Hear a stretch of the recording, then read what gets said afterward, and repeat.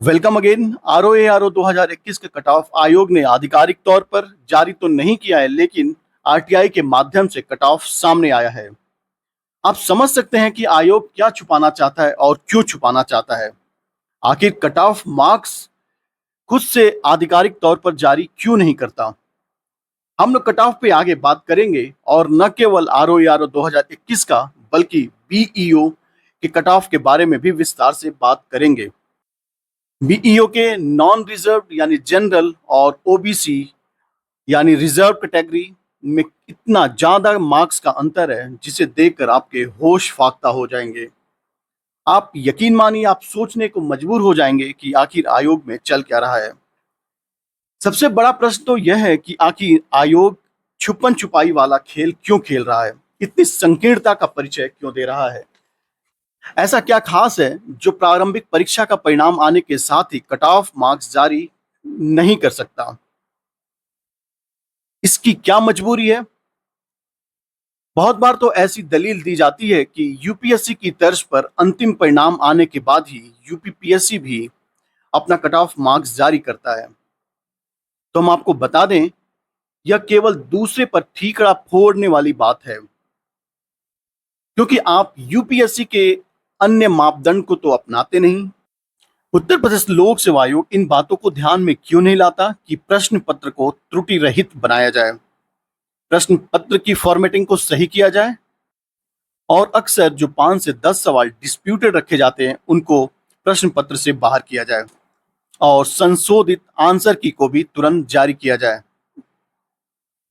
उत्तर प्रदेश लोक सेवा आयोग यूपीएससी से केवल चयनात्मक नीति को अपनाता है, जिससे कि वह अपनी जवाबदेहिता से बच पाए।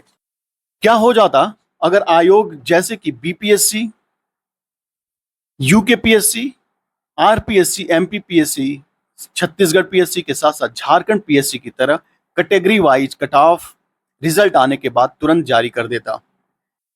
उत्तराखंड पीसीएस ने तो यहां तक किया, जीएस फर्स्ट और जीएस सेकंड पेपर के मार्क्स जारी कर दिए हैं और इवन ये भी अपडेट किया है कि आपने कितने प्रश्न अटेम्प्ट किए थे और कितने प्रश्न अनअटेम्प्टेड हैं और कौन सा कितने सवाल सही हैं और कितने गलत हैं।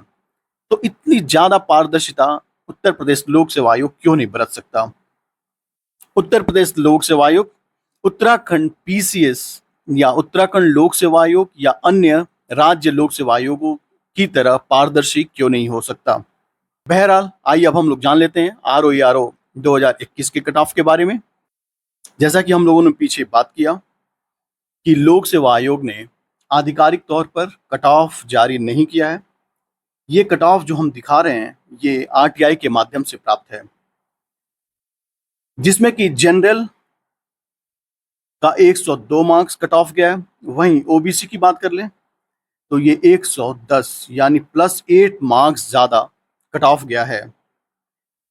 बाकी अन्य कैटेगरी का एससी का 89 है और एसटी का 70 है और ईडब्ल्यूएस का भी 106 है। सहायक समीक्षा अधिकारी अकाउंटेंट के लिए तो इसमें जनरल के लिए 100 मार्क्स और ओबीसी का 107 मार्क्स गया है। ईडब्ल्यूएस का 115 मार्क्स।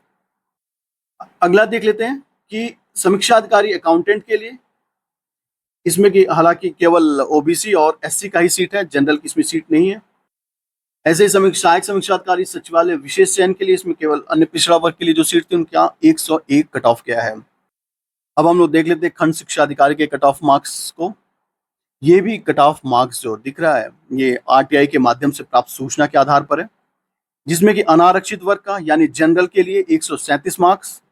वहीं अन्य पिछड़ा वर्ग की बात कर ले ओबीसी तो इसका है 165 मार्क्स कट ऑफ गया है, जो कि जनरल से 28 मार्क्स ज्यादा होता है। बाकी ईडब्ल्यूएस का 152 मार्क्स,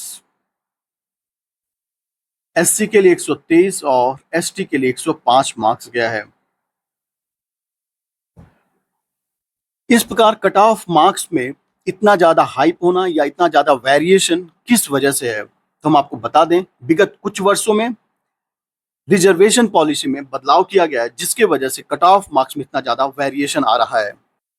अभी हाल ही में 69,000 शिक्षक भर्ती के मामले में आपने देखा होगा रिजर्वेशन संबंधी जो अनियमितता बरती गई उसके लिए भी लगातार 3 वर्षों से संघर्ष चल रहा है। आयोग ने अपनी दलील में वर्टिकल और हॉरिजेंटल दोनों को एक साथ रिजर्वेशन देने से मना किया। इस वजह से भी ओबीसी और जनरल में कट ऑफ का वेरिएशन ज्यादा हो गया। वहीं 69,000 शिक्षक भर्ती में हाईकोर्ट ने वर्टिकल के साथ साथ हॉरिजेंटल दोनों प्रकार के रिजर्वेशन की बात कही है। बहरहाल आप इस विषय में क्या सोचते हैं? आप अपनी प्रतिक्रिया जरूर दें, हमें आपकी प्रतिक्रियाओं का इंतजार रहता है। So thanks for watching, thank you very much.